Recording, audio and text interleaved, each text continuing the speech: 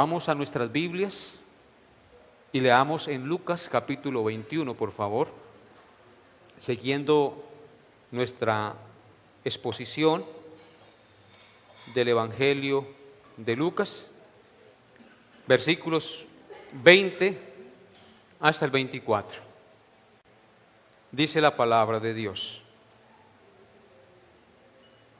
Pero cuando viereis a Jerusalén rodeada de ejércitos, sabed entonces que su destrucción ha llegado.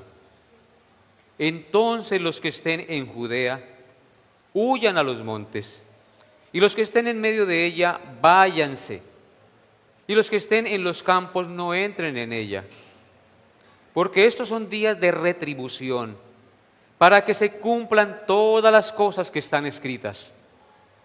Mas ay de las que estén encintas y de las que críen en aquellos días, porque habrá gran calamidad en la tierra e ira sobre este pueblo, y caerán a filo de espada, y serán llevados cautivos a todas las naciones, y Jerusalén será hollada por los gentiles, hasta que los tiempos de los gentiles se cumplan. Amén. En nuestro estudio expositivo de Lucas, estamos viendo en el capítulo 21 las 6 señales del fin del mundo que el Señor Jesucristo proclamó en este discurso y que se encuentran registradas también con otras palabras en Mateo 24 y en Marcos 13. Ya hemos visto en los 2 últimos domingos 4 señales del fin del mundo. En primer lugar vimos la señal del engaño religioso. Esa es una señal del fin del mundo. Esa señal del engaño religioso fue manifestada y es manifestada a través de los falsos cristos y de los falsos maestros a través de los tiempos. En segundo lugar, hemos visto la señal de los conflictos internacionales. Esta señal es manifestada en las guerras y en las sedicciones entre naciones a través de los siglos también. En tercer lugar, hemos visto la señal de los grandes desastres, manifestada en terremotos, hambres, pestilencias, desigualdad social y eclipses. También manifestado esto a través de los tiempos. Y en cuarto lugar, que fue lo del domingo pasado, donde quedamos, hemos visto la señal de la persecución a la iglesia, manifestada en el encarcelamiento y la muerte de todos los apóstoles y los seguidores del Señor Jesús, tanto en el circo romano como en la hoguera, al inicio de la iglesia, y también la persecución que se ha desatado hacia los cristianos a través de la historia. Yo les dije que estas señales no son señales concluyentes, sino señales generales. O diciéndolo al contrario, estas señales son señales generales, pero no señales concluyentes del fin del mundo o del día del juicio, porque son señales que se han manifestado a través de los siglos después de que Cristo lo dijo. Y el mismo Cristo en el discurso dijo que era necesario que todo esto aconteciera o ocurriera primero, pero el fin no sería inmediatamente. De tal manera que estas señales manifiestan 2 cosas. Manifiestan que el mundo en el que estamos es un mundo bajo maldición y que debido al pecado del hombre pasan las cosas que pasan, las guerras, los pleitos, las hambres, las pestilencias, los terremotos, etcétera, etcétera, las persecuciones, el odio contra los hijos de Dios. Todas esas cosas pasan porque vivimos en un mundo en conflicto por el pecado. Recordemos que Dios maldijo al hombre y maldijo también al mismo tiempo la tierra. Y todas esas cosas son manifestaciones. Y esas señales de las cuales habló Cristo son señales entonces generales, pero no concluyentes del gran día del juicio. Hoy miraremos entonces la quinta señal, que se encuentra en el pasaje que leímos al comienzo de la Escritura, el cual vamos a volver a leer. Dice así la palabra de Dios empezando en el verso 20. Pero cuando viereis a Jerusalén, ya hemos estudiado todo lo anterior, pero cuando viereis a Jerusalén rodeada de ejércitos, sabed entonces que su destrucción ha llegado. Entonces los que estén en Judea, huyan a los montes, y los que estén en medio de ella, o sea de Jerusalén, váyanse, y los que estén en los campos, no entren en ella, porque estos son días de retribución, para que se cumplan todas las cosas que están escritas. Mas ay de las que estén encintas, y de las que críen en aquellos días, porque habrá gran calamidad en la tierra e ira sobre este pueblo, y caerán a filo de espada, y serán llevados cautivos a todas las naciones, y Jerusalén será hollada por los gentiles, hasta que los tiempos de los gentiles se cumplan. Amén. La quinta destrucción, entonces, como acabamos de leer, es la destrucción de Israel y de Jerusalén. Y la podemos concluir de la siguiente manera: la destrucción de Israel como nación. Solo hasta estos versículos del discurso del Señor Jesucristo, el Señor contesta concretamente la pregunta que le hicieron los discípulos en el verso 7. Miremos el verso 7, por favor.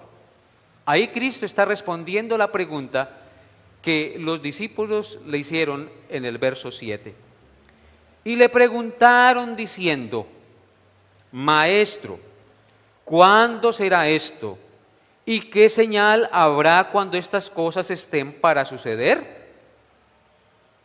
Esta pregunta la hicieron los discípulos al Señor Jesucristo por cuanto Cristo les había dicho que el templo y Jerusalén serían destruidos y no quedaría piedra sobre piedra.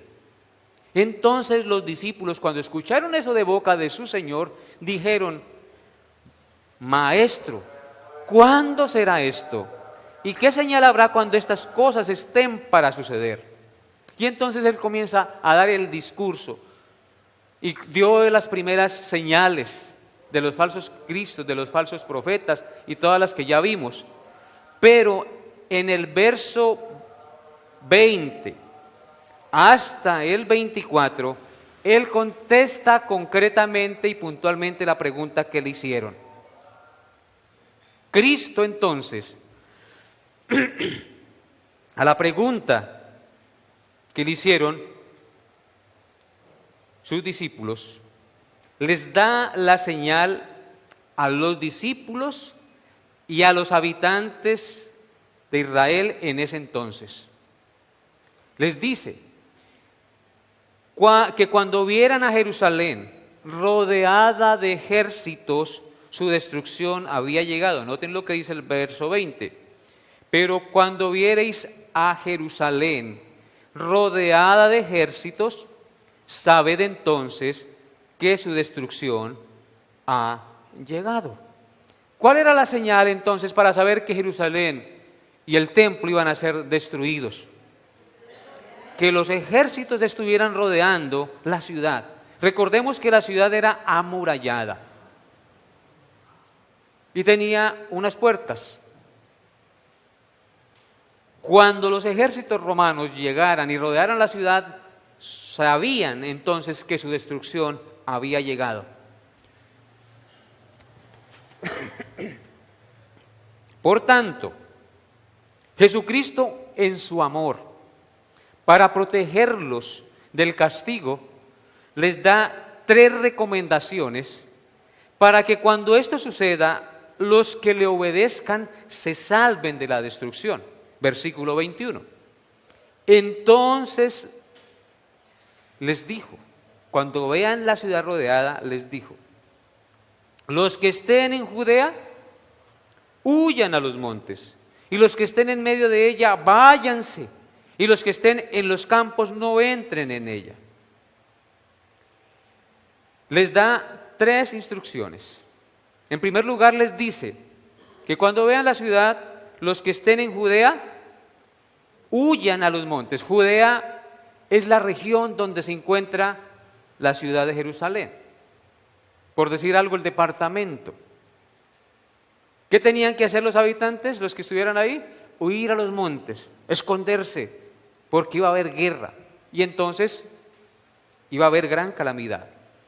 En segundo lugar, les dice que los que estén en la ciudad se vayan de ella, que no se queden ahí pensando que la ciudad los va a proteger porque tiene murallas, que se vayan de la ciudad, que huyan de la ciudad.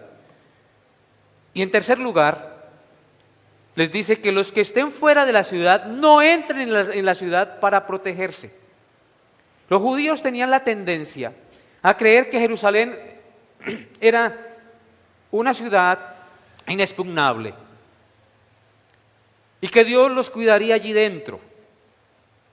Entonces, por eso Él les recomienda: no entren a la ciudad creyendo que allí van a estar protegidos. Y si usted está dentro, váyase de la ciudad, no crea que al quedarse ahí va a ser protegido.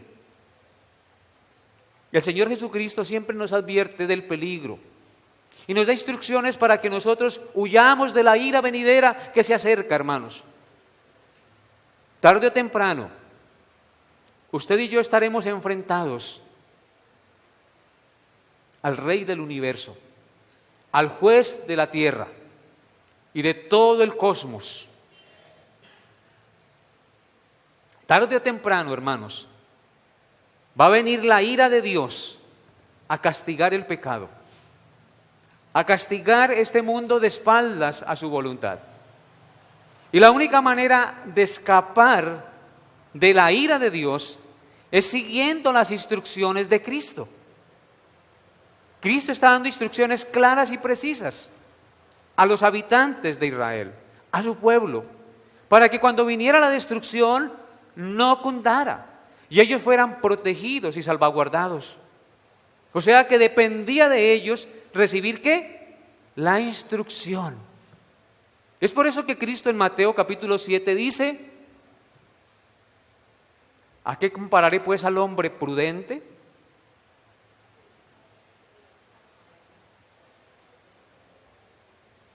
Lo compararé a aquel hombre que ¿qué? Que edificó su casa sobre la roca. Y el que edifica la casa sobre la roca es aquel que viene a mí, oye y hace mis palabras, dice Cristo. Así es que nosotros no estamos en tinieblas para que aquel día nos sorprenda como ladrón en la noche. Nosotros tenemos la luz de Cristo, tenemos las instrucciones de Cristo, para que cuando el día del juicio venga, nosotros no estemos en tinieblas, para que nosotros no estemos como los borrachos, para que no estemos como el mundo está, comiendo, casándose ni dándose en casamiento, emborrachándose ni gozando de la vida, olvidándose de que nosotros somos responsables de todos nuestros actos en este mundo. Entonces, el Señor Jesús da 3 instrucciones precisas a los habitantes para que las obedezcan y sean salvaguardadas sus vidas. Luego pasamos al verso 22. Porque estos días, dice el Señor, son días de retribución, para que se cumplan todas las cosas que están escritas. Noten, y quiero que subrayen esa palabra, su retribución. Porque estos días, dice Cristo, son días de retribución, para que se cumplan todas las cosas que están escritas. Hermanos, todo lo que está escrito, un día se cumplirá. Algunas cosas ya se han cumplido, otras no se han cumplido aún, pero todo se cumplirá. aunque no está escrito aquí en la Biblia cuándo usted va a morir y cuándo yo voy a morir, la Biblia sí nos da a entender que hay un día establecido por Dios en el cual vamos a morir. ¿Sí o no? Y también está escrito que va a haber un día de juicio, un día de retribución. Así es que nosotros debemos estar alertas, dispuestos, pendientes, como el centinela espera la mañana. Israel, según este versículo, porque estos son días de retribución para que se cumplan todas las cosas que están escritas. Israel, la nación étnica del Señor, los judíos, pagarían el precio por su maldad y por el constante rechazo a los profetas de Dios y el desprecio y la muerte que causaron al Santo Hijo de Dios, aunque Él todavía no había sido ajusticiado por los judíos. Israel pagaría el precio. Sería un tiempo de retribución. Eso que vendría sobre la nación sería un tiempo de retribución por su maldad, por su constante desprecio al Señor. Esta profecía ya estaba dicha en Oseas capítulo 9. Si quieren ir conmigo allá a Oseas capítulo 9, versos 7 al 9. Vinieron los días del castigo. El profeta Oseas ya lo había dicho, inspirado por el Espíritu Santo. Vinieron los días del castigo, vinieron los días de la retribución, dice el Señor, e Israel lo conocerá. Necio es el profeta, insensato es el varón de espíritu a causa de la multitud de tu maldad y de tu grande odio. ¿Qué fue lo que manifestó el pueblo de Israel contra Cristo? Odio, hermanos. Odio contra el profeta de profetas, contra el santo Hijo de Dios. Y ese odio que manifestaron contra el profeta de Dios, un día recibiría la retribución. Luego sigue diciendo, atalaya es Efraín para con mi Dios. El profeta es lazo de cazador en todos sus caminos, odio en la casa de su Dios. Los profetas que anunciaban la palabra de Dios en los tiempos de Jesucristo, en lugar de anunciar al Mesías que estaba frente a ellos, anunciaron odio contra el Mesías.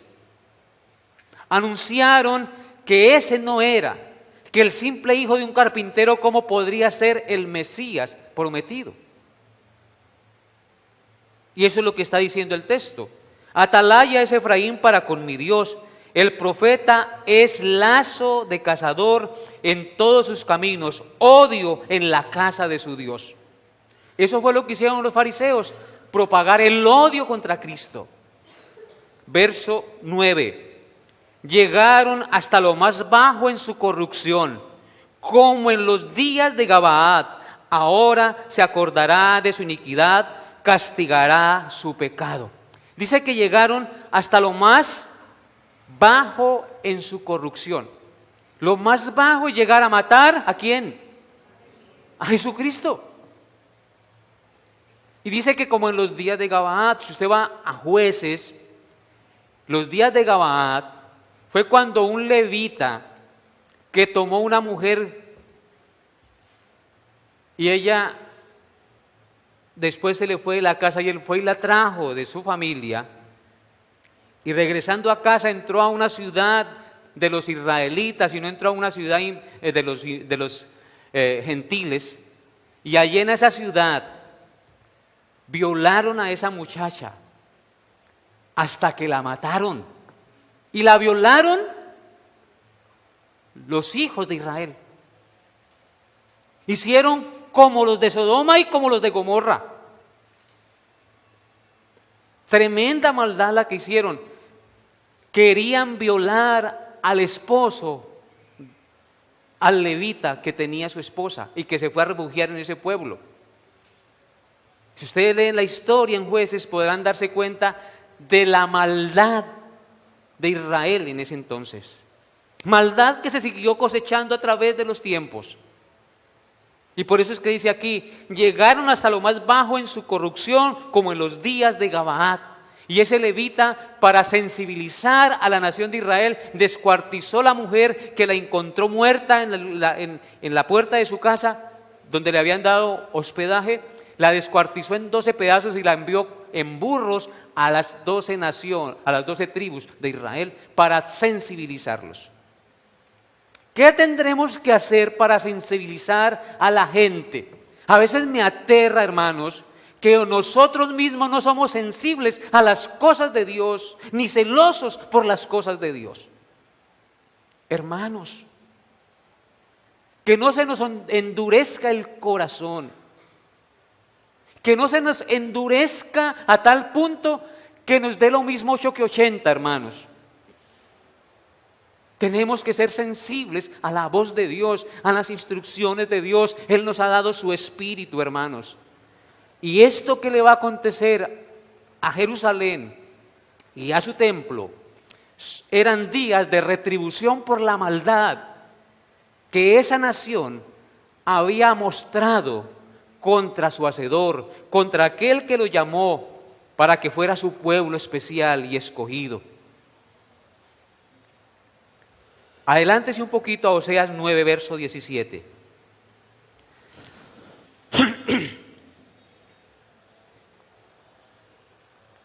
Mi Dios los desechará, porque ellos no lo oyeron y andarán errantes entre las naciones. ¿Sí notan que está profetizado que Israel iba a estar qué? Desechado y errante entre las naciones. Israel desaparecería como nación. Bien, hermanos, regresemos a Lucas. Luego dice, mas hay de las que estén encintas y de las que críen en aquellos días, porque habrá ¿qué? Gran calamidad en la tierra e ira sobre este pueblo. Eso iba a ser los días de ¿qué? De retribución, del castigo por su maldad. No vayamos a creer nosotros que porque Dios no ejecuta sentencia sobre el pecado cuando lo cometemos, Dios se olvidó de él. De la única manera que Dios se olvida de nuestro pecado es cuando venimos a los pies de Cristo y su sangre nos lava y nos limpia de todo pecado. Él sepulta nuestras maldades pasadas, presentes y futuras. Hermanos, necesitamos urgentemente un genuino y verdadero arrepentimiento. No juegue con Dios. No juegue con Dios. Israel jugó con Dios. Trató de pasarse por la faja a su Hacedor y recibió su castigo.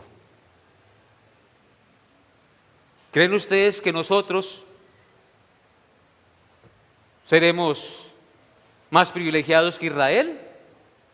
¿O que Él no ejecutará sentencia sobre nuestra maldad si somos tercos y desobedientes? No. Así como para ellos, así también para nosotros, si no nos arrepentimos. Dice que hay de las que estén encintas. El Señor se preocupa por la mujer encinta. Imagínese una mujer embarazada en tiempos de guerra, en tiempos de angustia. Terrible, hermanos. Ya ahorita miraremos por qué.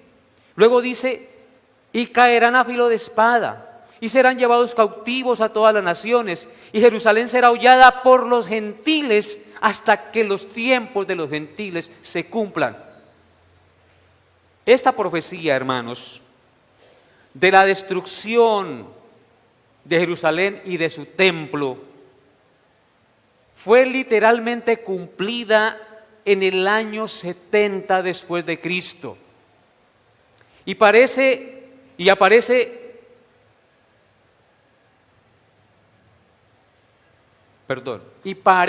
que la gran mayoría de los judíos no obedeció la recomendación de Cristo.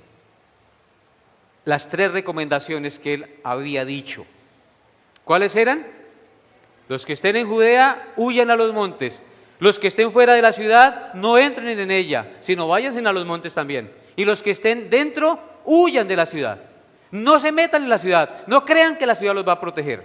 Parece que ninguno de ellos obedeció en su gran mayoría. Cuenta la historia que el emperador Vespasiano envió a su hijo, el general Tito, comandando el ejército romano y sitiando a Jerusalén por 5 meses, sin dejar entrar ni salir nada de ella. Ustedes saben qué es un sitio, ¿no? Es rodear la ciudad y no permitir entrar ni salir. Y como las ciudades eran amuralladas, pues si no entra comida, ¿qué pasa? La gente se muere de hambre, se comienzan a desesperar, se debilitan. 5 meses duró sitiada la ciudad. Sus grandes murallas no los protegieron por un tiempo, pero el sitio fue tal que Israel se debilitó.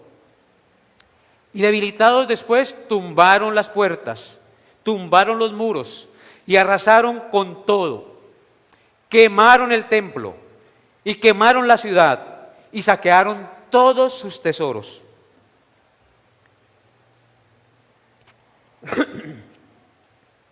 Según el historiador Josefo,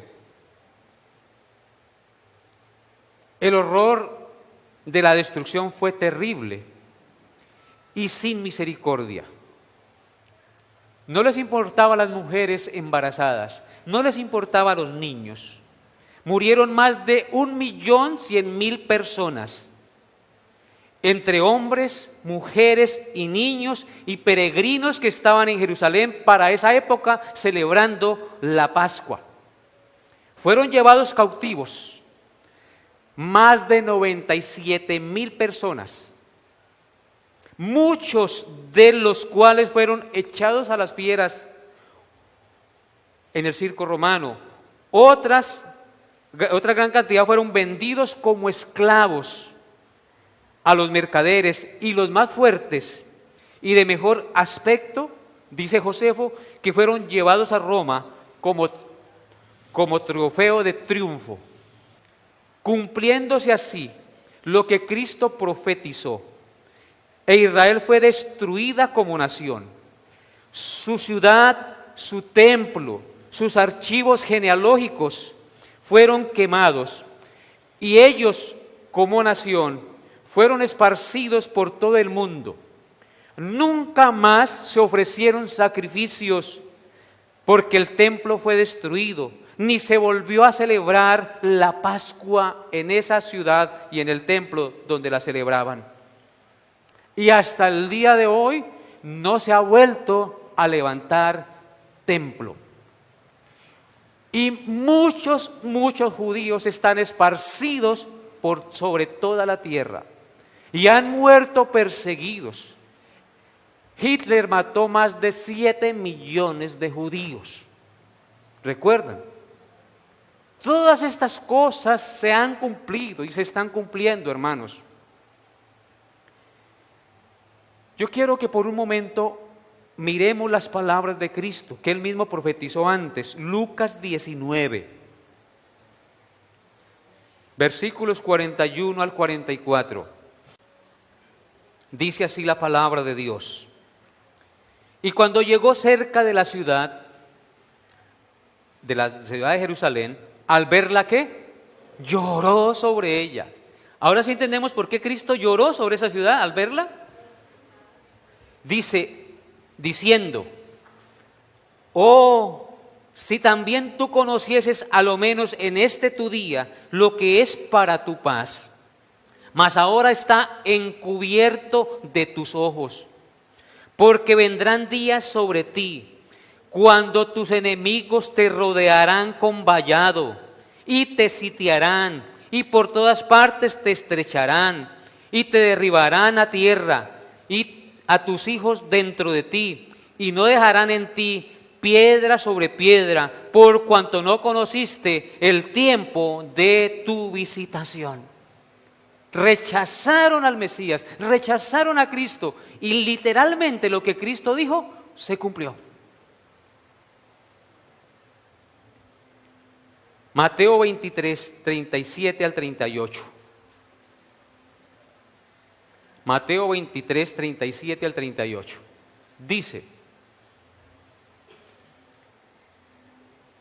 Jerusalén, Jerusalén, que matas a los profetas. ¿Escuchan eso? ¿Qué hacían en Jerusalén? Matar los profetas. La copa se llenó cuando mataron ¿a quién? Al profeta de profetas. Jerusalén, Jerusalén, que matas a los profetas y apedreas a los que te son enviados. ¿Cuántas veces quise juntar a tus hijos como la gallina junta a sus polluelos debajo de sus alas y no quisiste? He aquí vuestra casa os es dejada desierta. Eso se cumplió literalmente en el año 70 después de Cristo. Y en Lucas 20, el Señor dio una parábola en sus versículos 9 al 18 que nos habla claramente de este cumplimiento. Lucas 20, 9 al 18. La parábola de los labradores malvados. Los labradores malvados son aquí representados en los judíos. Lucas 29 dice: comenzó luego a decir al pueblo esta parábola. Un hombre plantó una viña, la arrendó a labradores y se ausentó por mucho tiempo. La viña es Israel, Dios la plantó y se fue y la dejó a la administración. Y a su tiempo envió a su siervo a los labradores para que le diesen el fruto de la viña. Pero los labradores le golpearon y le enviaron con las manos vacías. Los labradores aquí son los representantes espirituales de la nación de Israel. Cuando enviaron profetas, los apedrearon y los enviaron con las manos vacías. Volvió a enviar a otro siervo, mas ellos a este también golpeándolo y afrentándolo, le enviaron con las manos vacías.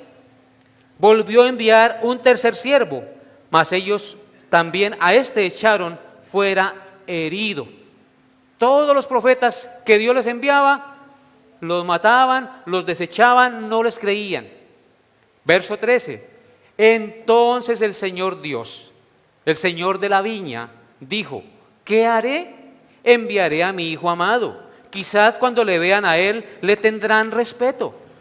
Y no fue eso lo que hizo el Señor, envió a Cristo, a ver si le tenían respeto. Mas los labradores, al verle, discutían entre sí diciendo: este es el heredero, venid, matémosle para que la heredad sea nuestra. Y le echaron fuera de la viña y le mataron.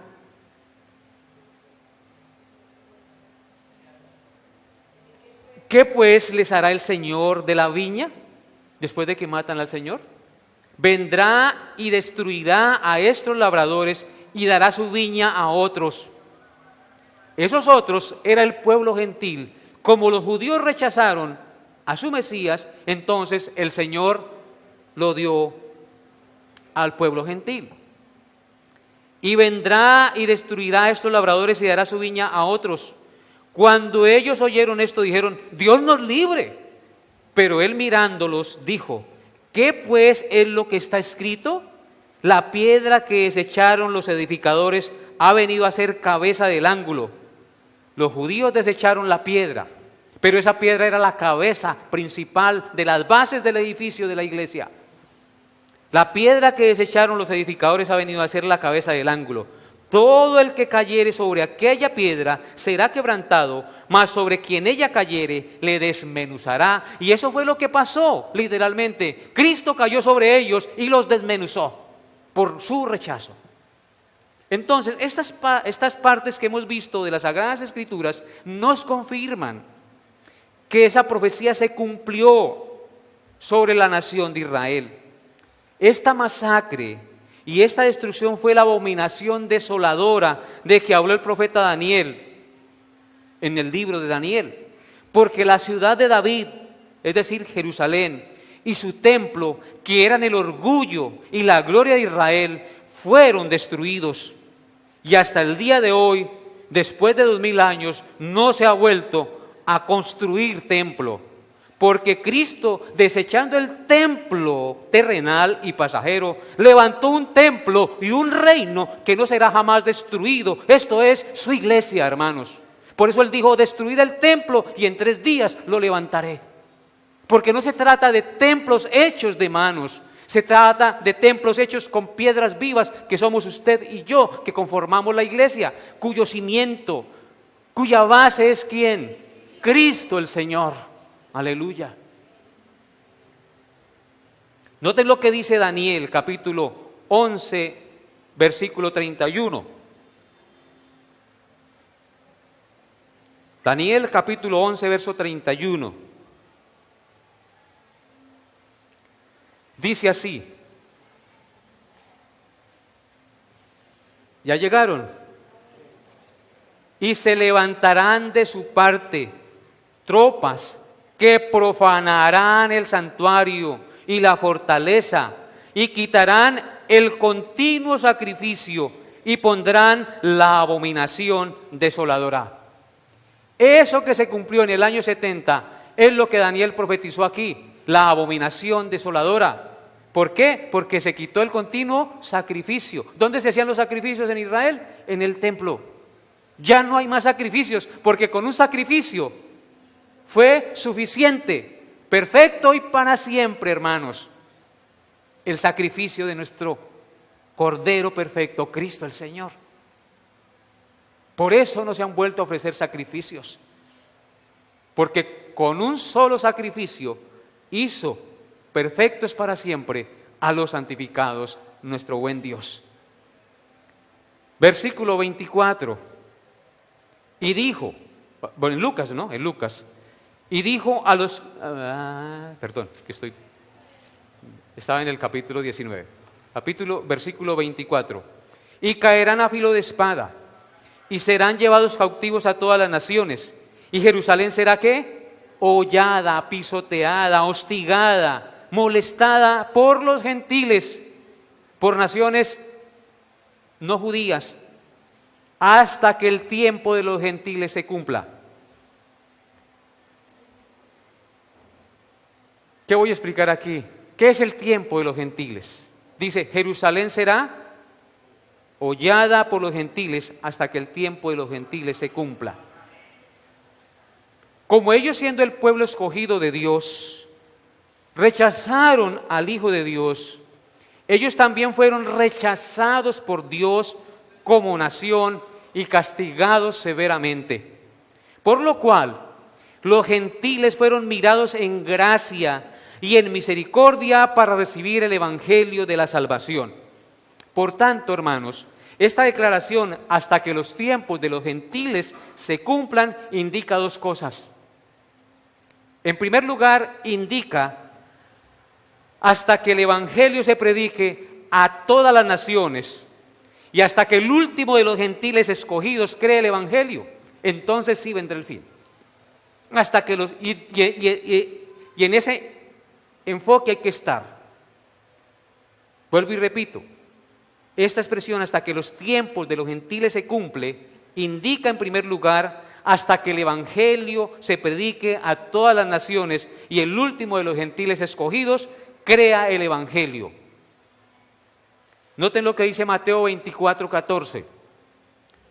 Y será predicado este evangelio del reino en todo el mundo para testimonio a todas las naciones, y entonces vendrá el fin. Dios siempre levantará siervos, pueblo que predique el evangelio y que lo lleve a todas las naciones. Por eso bendecimos y pedimos de Dios bendición a los hermanos suizos, a los cuales Dios está utilizando para llevar el evangelio a las etnias indígenas de nuestra nación, porque es un mandato de Dios y es un cumplimiento de la profecía del Señor. Que Dios les dé su gracia para seguirlo haciendo, en espíritu y en verdad. predicando el glorioso y puro evangelio de Dios. Y en segundo lugar, los tiempos de los gentiles, quiere decir que los judíos serán perseguidos y hostigados continuamente por naciones gentiles hasta que Cristo regrese. Los judíos siempre irán a ser odiados y perseguidos por los demás pueblos, menos por la iglesia. ¿Me hago entender? Los judíos irán a ser perseguidos y odiados por los demás pueblos, menos por la iglesia. Nuestro deber como iglesia es orar por los judíos para que se conviertan al Señor y crean en el Salvador. Porque ellos dicen creer en Dios, pero no creen en el Salvador que Dios les envió. Ellos tienen la ley y los profetas, pero no creen en lo que dice la ley y los profetas acerca de Cristo, y aún esperan al Mesías, aunque algunos ya han creído y están creyendo. Concluimos pues, hermanos, que esta quinta señal del fin del mundo se cumplió literalmente 37 años después de que Cristo la profetizó, siendo una señal no concluyente del fin del mundo, sino una señal que prefigura, al igual que las otras 4, lo terrible que será para la humanidad y la iglesia los tiempos finales, cuando Cristo venga por segunda vez con poder y gran gloria para juzgar a los vivos y a los muertos. Yo quisiera que miráramos Romanos 11, capítulo 11, versículos 25 al 29, que hay algo interesante ahí por lo cual nosotros debemos entender lo que está pasando. Romanos 11, 25 al 29. Dice así el Señor, Romanos 11, 25 al 29. Porque no quiero, hermanos, que ignoréis este misterio, para que no seáis arrogantes en cuanto a vosotros mismos. Pablo está hablando a los romanos, a los gentiles, a nosotros, aunque no somos romanos, pero gentiles. Porque no quiero, hermanos, que ignoréis este misterio, para que no seáis arrogantes en cuanto a vosotros mismos, que ha acontecido a Israel endurecimiento en parte hasta que haya entrado la plenitud de los gentiles. Esos son los tiempos de los gentiles, ¿sí ve? Entonces, ¿por qué Israel se endureció? Para que el evangelio fuera al pueblo gentil. En parte, ¿no? Porque no todos se han endurecido o no han creído. Y luego dice que después de haberse endurecido, el evangelio fue a nosotros. Hasta que haya entrado la plenitud de los gentiles, Israel será endurecido, dice. Y luego todo Israel será salvo, como está escrito: vendrá de Sión el libertador, que apartará de Jacob la impiedad. Y este será mi pacto con ellos, cuando yo quite sus pecados.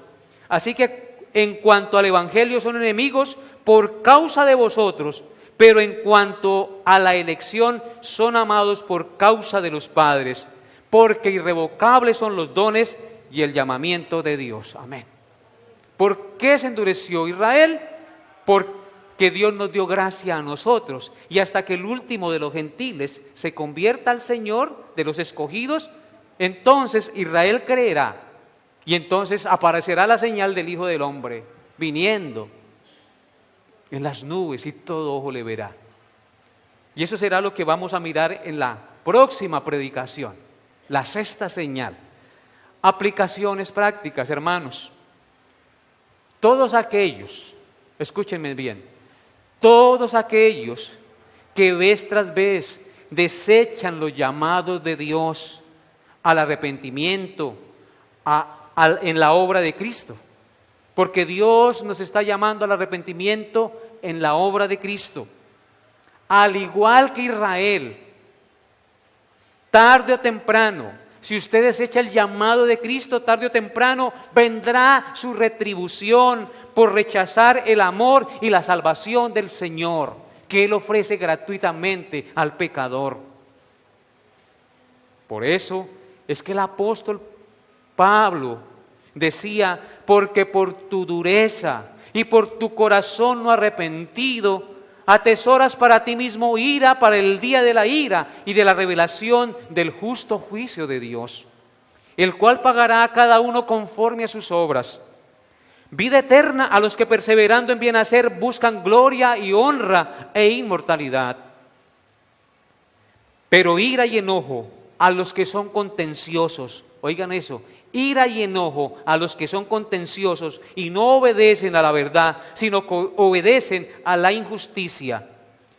Tribulación y angustia sobre todo ser humano que hace lo malo, al judío primeramente y también al griego. Pero gloria y honra y paz a todo aquel que hace lo bueno, al judío primeramente y también al griego, porque no hay acepción de personas para con Dios. No rechaces el llamado de Dios al arrepentimiento. No sigas jugando con Dios a ser cristiano. Si usted viene a la iglesia es para vivir de acuerdo a Cristo, amar a Cristo y servir a Cristo todos los días de su vida. Usted no viene a la iglesia para hacer acto de presencia solamente y para que el pastor lo vea. Usted viene a la iglesia para honrar a Dios, ser edificado y practicar eso que aprende en la iglesia, en el mundo, en el lugar donde usted vive y trajina todos los días. En segundo lugar, amemos y valoremos la exactitud, la veracidad y la inerrancia de las Sagradas Escrituras. Amemos la palabra de Dios por su exactitud, porque ella es inerrante. Todo lo que ellas dicen es verdad. Podemos confiar en la palabra de Dios plenamente, porque proviene del Dios tres veces santo, fuente de vida y fuente de sabiduría, hermanos. Ellas, las Sagradas Escrituras, nos confrontan, ellas nos corrigen, ellas nos instruyen y nos hacen aptos para toda buena obra. ¡Qué bendición! ¿No les parece? Confiemos en la palabra de Dios. El Evangelio, mis hermanos, que se predica y que la Escritura enseña, es una buena noticia, pero que inicia con una mala noticia, hermanos. El Evangelio, etimológicamente, son buenas nuevas, pero ese Evangelio inicia con una mala noticia. Y la mala noticia es que eres un miserable pecador, merecedor del castigo eterno, y que no puedes salvarte a ti mismo, y que por ende necesitas. Ahí viene la buena noticia. ¿A quién? A Cristo el Señor, que dio su vida por ti, que entregó su vida hasta la muerte en la cruz del Calvario. ¿Por qué se debe predicar el Evangelio así? Por una simple y sencilla razón. Yo no puedo someterme, voy a poner un ejemplo, yo no puedo someterme a un tratamiento de quimioterapia a menos que reconozca y acepte que tengo cáncer.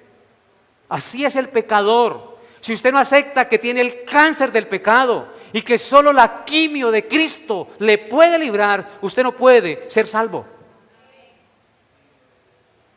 Ven a Cristo y reconoce que solo en Cristo y por Cristo podrás heredar la vida eterna.